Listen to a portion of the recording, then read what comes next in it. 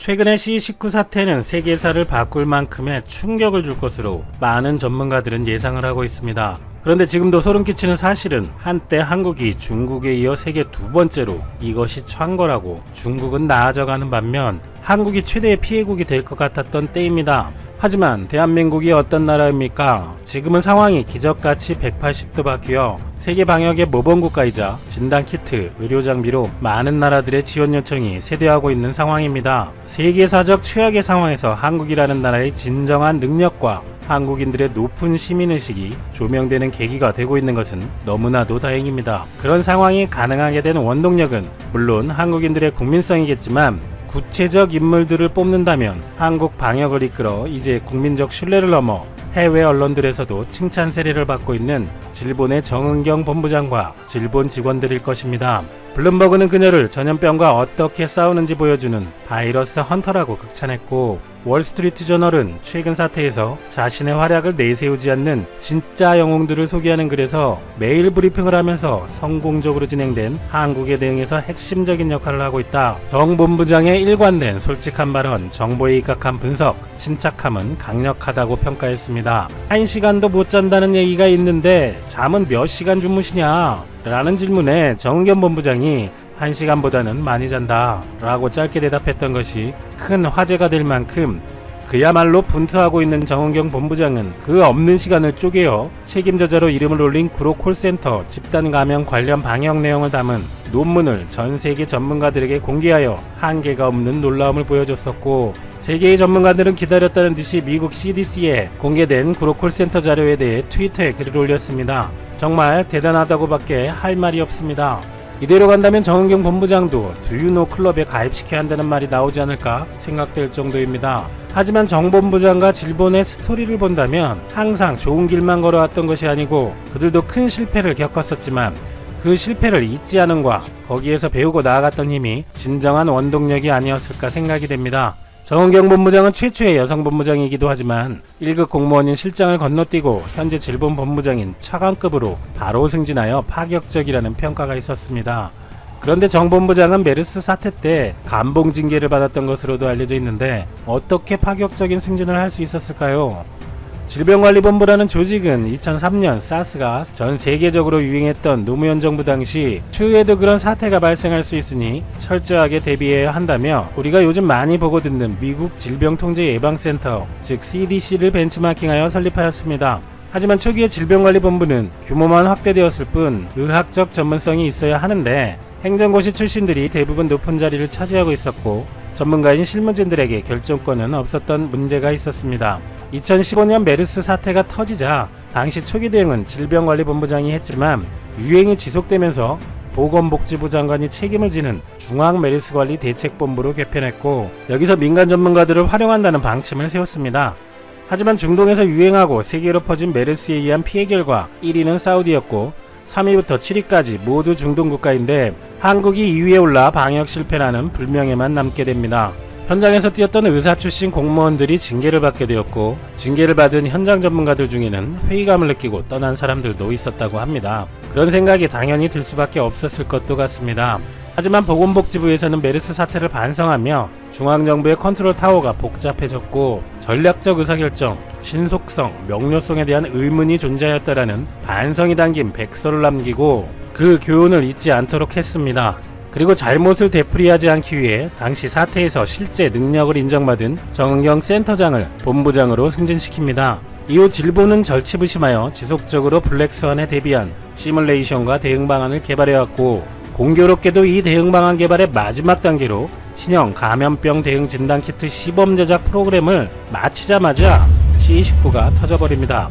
중국에서 사태를 발표한 1월 중순 질병관리본부는 아직 국내 확진자가 한 명도 없었음에도 국내 유입 가능성을 열어두고 검사법 개발에 착수한다고 발표했고 진단키트 개발 업체들과 만난 자리에서 키트 개발을 독려하며 질본이 개발한 진단시약 프로토콜을 공개하는 공동개발 형태를 가져갔습니다. 그리고 2-3주 뒤 진단키트를 개발한 업체들이 나오기 시작합니다. 반면에 현재 최악의 대응을 하고 있다고 보이는 옆나라 일본에는 이런 조직이 없고 한국과 일본 간 대응 수준의 차이를 만든 결정적 요소라고 평가됩니다. 한국은 사태 발생 후 질본이 방역당국으로서 일체의 권한을 갖고 일사불란하게 상황을 통제하고 대응하는 반면 일본은 키트 개발은 고사하고 후생 노동성 장관과 감방장관 중 누가 브리핑을 할 것인지조차 우왕좌왕하고 있습니다. 올해 하반기에는 정부조직법을 개정하여 질병관리본부를 질병관리청으로 승격시키는 방안을 검토하고 있다는데 현 사태에서 2차 유행이 올 것이다. 앞으로 보건방역 관련 문제가 세계적인 이슈로 떠오를 것이다 라는 예상이 나오는 분위기에서 적절한 조치라 생각됩니다. 한국이 이렇게 세계의 찬사를 받는 대처를 할 수 있었던 것은 실패했던 사건을 백서에 기록하고 그 실수를 다시 반복하지 않기 위해 노력한 질본과 한국민들의 잊지 않음에서 온 것이 아닐까요? 최근 일본이 어려워지자 한국의 지원 얘기가 나오지만 국민들의 절대 다수는 반대하는 목소리가 더 큽니다. 그 이유 역시 일본이 한국에 해온 행위들을 잊지 않음 때문일 것입니다. 대지진 성금을 보내도 리스트에서 빼고 과거사 문제를 해결하려는 노력은커녕 은폐 왜곡하는 것도 모자라 피해자들을 조롱하고 이를 경제 문제에 연관시켜 수출 규제를 해오는 등 수많은 화해의 노력을 물거품으로 만들었던 전례를 한국인들이 잊지 않고 있기 때문이죠. 그런데 최근 일본에서는 너무나도 명백한 3.1운동의 역사적 사실과 의미마저 왜곡, 조롱하는 움직임이 일고 있습니다. 3.1운동은 우리가 너무나도 잘 아는 현재 대한민국의 헌법 전문에서도 첫 구절에 나올 만큼 대한민국 수립의 정신적 근간입니다. 유구한 역사와 전통에 빛나는 우리 대한민국은 3.1운동으로 건립된 대한민국 임시정부의 법통과 한국인이라면 이 구절을 모두 잘 알고 있거나 심지어 외우고 계시는 분들도 많이 계실 것입니다. 그런데 이렇게 한국인들이 잊지 않고 있는 3.1운동에 대해 최근 일본의 근현대사 연구소 소장은 이런 말을 했습니다. 3.1 독립운동의 한국 자료는 공포소설, 일본이 3.1 독립운동을 탄압하고 많은 조선인을 학살했다는 한국 측의 주장은 완전한 거짓말이다. 한국의 역사 왜곡에 제대로 반박하고 폄하한 일본의 명예를 회복해야 한다. 그리고 이런 주장을 바탕으로 왜곡된 교육을 시킨 결과 대부분의 일본인들도 그렇게 생각하게 되었고 잊지 않는 한국인들과의 현격한 인식의 차이가 생겼고 현재 한일 갈등의 원인이 되고 있는 것입니다.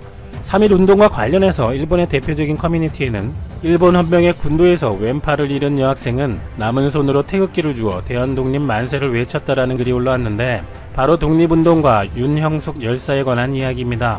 윤형숙 열사는 남도의 유관순, 제2의 유관순이란 표현도 쓰이지만 그럼에도 학술적 논문이나 저서는 찾기 힘듭니다. 우리가 알고 있는 유명한 독립운동가들은 거의 1962년에 서원된 것과 비교하면 윤형숙 열사에게 대한민국 건국 포장이 수여된 것도 2004년으로 윤 열사는 그동안 잊혀졌었지만 한국인들이 잊지 않음의 노력으로 밝혀낸 소중한 독립운동가입니다. 광주 수피아 여학교에 재학 중이던 윤형숙 열사는 서울에서 벌어진 3.1 만세운동에 이어 3월 10일에 광주에서 벌어진 만세운동에 참여하여 선두에서 독립선언문을 낭독하며 대한독립 만세를 외쳤습니다. 일본 헌병들은 총을 쏘며 해산명령을 하였지만 굴복하지 않았고 이어 일본 헌병이 군도로 내리쳤고 태극기를 들고 있던 그녀의 왼쪽 팔이 잘라져 나갔습니다. 그녀는 잘려나간 팔에 순간 정신을 잃기도 했지만 다시 오른팔로 태극기를 집어 더욱더 맹렬하게 대한독립 만세를 외쳤고 이 광경을 목격한 군중은 더욱 격렬하게 항거를 하였다고 합니다. 체포된 후 일본 경찰에 너를 조종한 배우가 누구냐?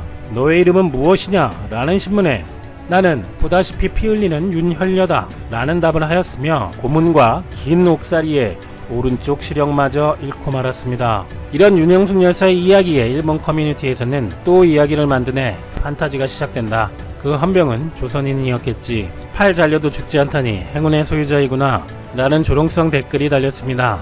일본인들의 이런 인식은 근현대사 연구소장의 왜곡된 3.1운동에 대한 주장이 사실처럼 인식되고 있기 때문입니다. 그들은 조선 총독부는 고문을 금지했었기 때문에 입에 담지 못할 고문 끝에 유명을 달리한 유관순 열사에게 가해진 고문도 허위 날조라 주장하고 3.1운동 참가자들은 과격한 폭도였으며 3.1운동은 방화약탈을 일삼고 조선민중의 지지를 받지도 못한 폭동일 뿐이었으며 오히려 3.1운동으로 체포한 독립운동가들에 대해 일본은 관대하게 대했으며 현대적인 사법제도하에 최초로 공정한 재판을 받은 것이라는 어이없는 주장을 합니다. 그러면서 현재에도 왜곡된 교육을 받고 일본을 공격하는 것은 한국이고 일본은 부품 및 소재 공급뿐만 아니라 금융면에서도 한국 경제를 지원하고 있다. 일본의 은행이 한국에서 자금을 철수하면 한국은 멸망할 수밖에 없을 것이라고 일본의 대중들을 교육하고 있습니다. 일본을 상대하는 것은 언제나 고난도입니다. 한국인들이 아무리 역사와 기억에 백서를 만들고 다시 반복하지 않으려고 노력을 해도 이렇게 계속해서 과거뿐만 아니라 현재 일본이 벌이고 있는 일들까지 왜곡하기 때문입니다. 하지만 한국인들은 잊혀질 뻔한 윤영숙 열사를 역사의 무대로 다시 끌어낸 것처럼 일본인들에게 왜곡되고 모욕당하는 것을 이제는 두고 보지 않고 있습니다. 그리고 그동안 한국과 일본의 올바른 역사를 알리기 위해 노력해온 것으로 유명한 라카이 코리아도 윤영숙 열사 알리기에 적극 나서고 있습니다.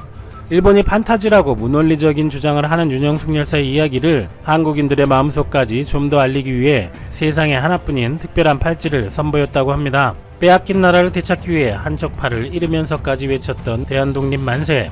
이제 더 이상 아무것도 빼앗길 수 없으며 대한민국의 영토인 독도를 지켜내야 할 때입니다 라는 문구로 라카이 코리아의 신념을 보여주며 독도 팔찌를 내놓았는데요. 팔찌에는 건곤 감리가 레이저로 각인되어 있고 그 중간에는 태극 문양이나 이름을 새겨 넣을 수 있도록 하였습니다. 독립운동가분들의 헌신을 마음에 각인하자라는 의미라고 합니다. 그리고 독립운동가분들의 손때로 빛바랜 태극기를 형상화한 펜던트를 출시하여 의미를 더했다고 합니다. 또 하나 의미 있는 활동은 3.1절 기념 독도 팔찌의 수익금 중 일부는 연말에 라카이 코리아의 이름이 아닌 구매한 분들의 이름으로 자동 기부가 된다고 합니다. 라카이 코리아는 태극기가 들어간 디자인의 제품을 만드는 것에서 그치지 않고 하나하나의 상품마다 역사의 진실을 알리고자 하고 있으며 동참해주시는 분들의 마음도 함께 기억하기 위해서라고 합니다.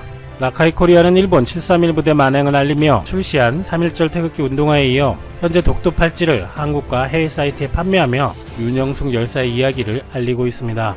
잊혀지는 우리 역사가 일본에 왜곡되는 것을 보기만 할 수 없다며 시작한 활동들이 이렇게 많은 분들에게 주목을 받게 될 줄은 몰랐다며 앞으로도 최대한 올바른 한국의 역사를 알리기에 앞장서겠다는 라카이 코리아. 그 의미뿐만 아니라 디자인도 예뻐서 최근에는 스타일이 생명인 유명인들까지 함께하고 있는데 개념연예인 전효송 씨가 독도 팔찌를 착용하고 올린 인스타 게시물은 벌써 좋아요가 1만 5천 개나 찍혔네요. 강다니엘과 유재석 씨가 독도 운동화를 착용했을 때도 멋스러웠었는데 전효송 씨의 팔찌샷은 윤영숙 열사의 나라 사랑하는 마음이 온전히 전달되는 것 같아서 더 예뻐 보이는 걸까요? 최근 C19 사태에서 정은경 본부장과 질본에 역전 말로 홈런을 때려낸 현대의 영웅 같은 이야기는 너무나도 아팠던 메르스 때의 실패를 잊지 않았던 노력에서 시작되었습니다. 윤영숙 열사의 정신을 잊혀지지 않게 만드는 노력을 하는 라카이 코리아 같은 한국인들 역시 이 시대의 작은 영웅이 아닐까 생각됩니다.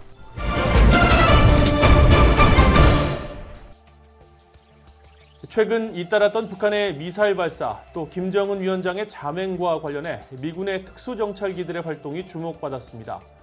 주한미군은 미군이 운영하고 있는 U2 정찰기를 이례적으로 소개했는데 전문가들은 글로벌 호크 정찰기의 역량을 보완해 줄 것이라고 분석했습니다. 김시영 기자가 취재했습니다.